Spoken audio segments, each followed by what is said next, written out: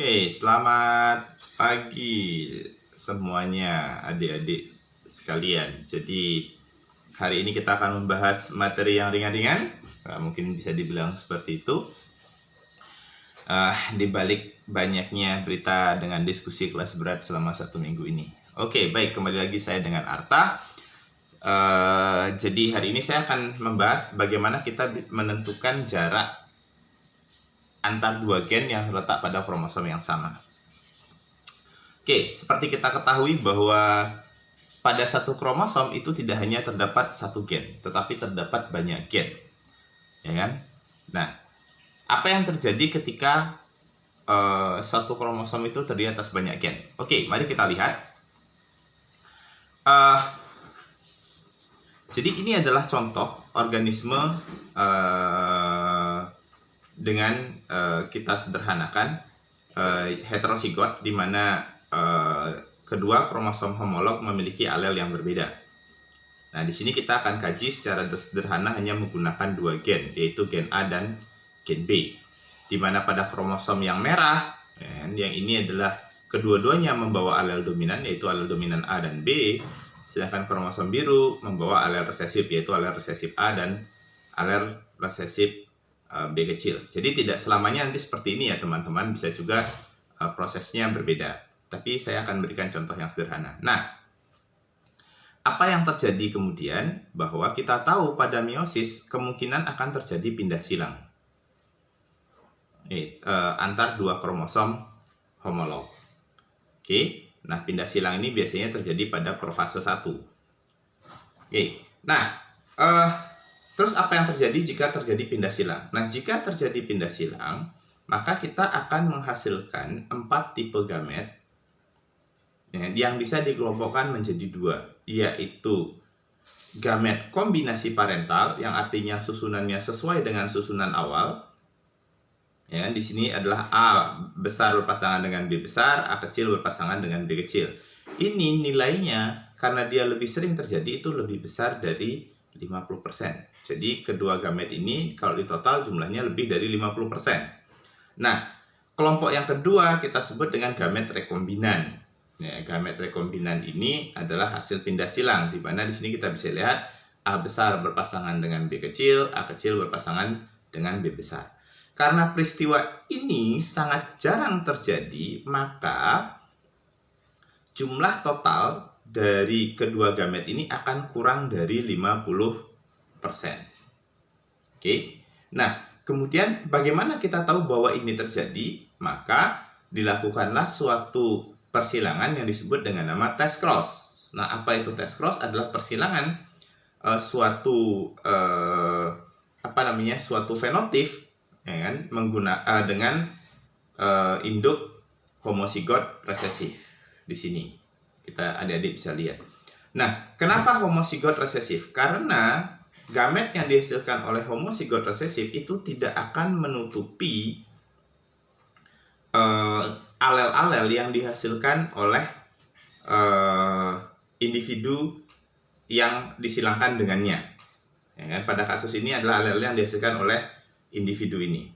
Sehingga, ya kan, hasil test cross itu akan mencerminkan gamet-gamet, komposisi gamet yang dihasilkan oleh individu heterozigot. Nah, dari contoh ini kita bisa lihat hasil test cross dari individu heterozigot ini terlihat seperti gambar di sebelah kanan, ya kan? Di mana kombinasi parental itu akan lebih dari 50%, sedangkan rekombinan itu kurang dari 50%. Oke. Nah, sebagai contoh untuk lebih mudah memahami, maka saya tunjuk persilangan ini. Oke. Kita lihat ini adalah salah satu contoh test cross. Ini adalah red flower yellow seed. Ini individunya heterozigot kebetulan. Kemudian disilangkan dengan white flower green seed. Nah, ini adalah individu homozigot resesif. Jadi ini adalah test cross. Nah, apa hasilnya? Kita bisa lihat sekarang. Hasil dari persilangan ini adalah red flower yellow seed itu 0,49 proporsinya. white flower, green seed 0,49. Nah, total dari dua keturunan ini itu lebih besar dari 50%. Nah, ini menandakan bahwa dua gen, yaitu gen yang mengatur red flower dan yellow seed, ini adalah terpaut. Oke, dan ini adalah keturunan hasil gamet kombinasi parental. Nah, yang ini adalah keturunan rekombinan. Nah, keturunan rekombinan kenapa? Karena jumlah dari dua gamet ini itu kurang dari 50%. Nah, sesuai dengan teori, jarak antar gen kemudian sama dengan persen rekombinan. Ya kan? Maka di sini jarak antar gennya itu adalah 2 centimorgan. Dari mana? Nah, 0,1 ditambah 0,1, ya kan, 0 sama dengan 0,02 dikali 100 sehingga hasilnya adalah 2 centimorgan. Nah, dari sini kita juga tahu bahwa alel yang terletak pada gen yang sama itu adalah alel F besar dan S besar. Kenapa? Ya karena kombinasi parentalnya adalah red flower yang dikode oleh F besar dan yellow seed yang dikode oleh S besar. Oke. Nah, jadi dari sini kita bisa menentukan bahwa jarak antar gen yang mengkode warna bunga dan warna biji itu adalah 2 centimorgan. Oke. Untuk hal ini saya kira semua adik-adik sudah tahu karena ini sangat umum diajarkan. Nah, tantangannya adalah bagaimana kalau kemudian persilangannya adalah sesama heterozigot. Oke. Sebenarnya nggak sulit. Saya bilang ini nggak sulit. Ini hanya trik dan benar-benar konsep kalau adik-adik perhatikan. Oke, mari kita lihat di sini. Jika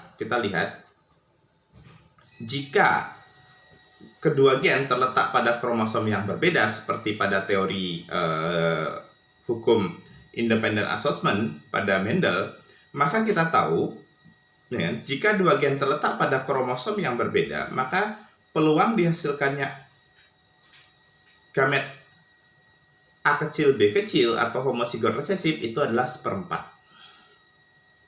Oke. Nah, individu kedua juga menghasilkan 1/4 sehingga peluang menghasilkan anak dengan genotip homozigot resesif itu adalah 1/16. Nah, kenapa di sini saya pakai keturunan homozigot resesif? Karena keturunan yang homozigot resesif antara genotip dan fenotip itu sama, ya kan? Sehingga dia mudah terdeteksi. Apa yang saya sebut sama? Karena gini, kalau kita bicara individu dominan, maka individu fenotip dominan itu bisa hasil homozigot, bisa hasil heterozigot. Tapi kalau individu resesif itu sudah pasti homozigot resesif. Nah, menggunakan pengetahuan ini, maka kita bisa melihat kemudian apabila kemudian dua gen ini terpaut, ya antara A dan B terpaut dan terjadi pindah silang, maka ada dua kemungkinan. AB ini lebih besar dari 1/4 jika dia adalah kombinasi parental, atau AB ini lebih kecil dari 1/4 apabila dia adalah rekombinan. Oke, maka dari hasil persilangan, jika B besar hasil tes cross itu lebih besar dari 1/16, maka alel A kecil dan B kecil itu terletak pada kromosom yang sama. Namun apabila A kecil, B kecil kurang dari 1/16, maka alel A kecil dan B kecil terletak pada kromosom yang berbeda. Atau boleh dibilang adalah dia berperan sebagai keturunan rekombinan. Nah, untuk memperjelas mari kita lihat hasil ini. Jadi ini adalah organisme heterozigot yang melakukan perkawinan sendiri. Nah, karena dia melakukan perkawinan sendiri, maka kita bisa asumsikan atau kita bisa mengumpamakan dia sebagai persilangan antar dua organisme heterozigot. Nah, kita lihat hasilnya dari semua hasil di sini, maka kita lihat di sini. Ya kan? Ini adalah fenotip dari keturunan homozigot resesif. Karena di sini short height green seed ini adalah homozigot resesif. Kita lihat hasilnya adalah 0,01. Nah, kita tahu 0,01 itu lebih kecil dari 0,0625 atau lebih kecil dari 1/16. Karena dia lebih kecil dari 1/16, maka dapat kita pastikan bahwa dia adalah keturunan rekombinan. Oke, bukan kombinasi parental. Jadi kita bisa dari sini kita bisa tahu bahwa LS dan LS besar itu adalah rekombinan. Oke. Nah, jadi dari situ kita ingin tahu berapa sih jarak antar gennya. Nah, kita bisa lihat di sini. Berarti L kecil S kecil S kecil itu sama dengan 0,01. Ya kan? Maka untuk mencari LS itu sama dengan akar dari 0,01 sendiri. Karena ingat, LS ini kan hasil pertemuan dua gamet. Ya kan? Jadi 0,01 sama dengan 0,1.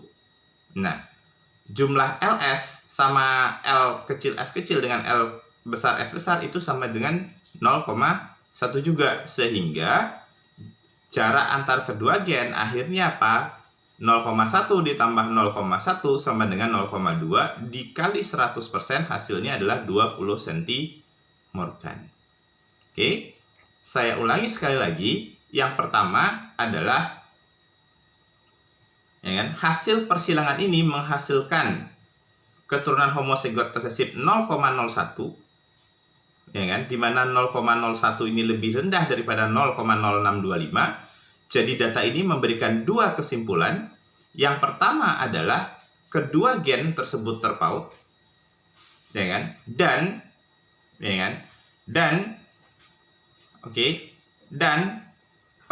alel L kecil dan S kecil, ya kan, adalah rekombinan. Oke, itu kesimpulan dari hasil ini. Oke, jadi sekali lagi L kecil dan S kecil adalah rekombinan. Demikian juga L besar dan S besar.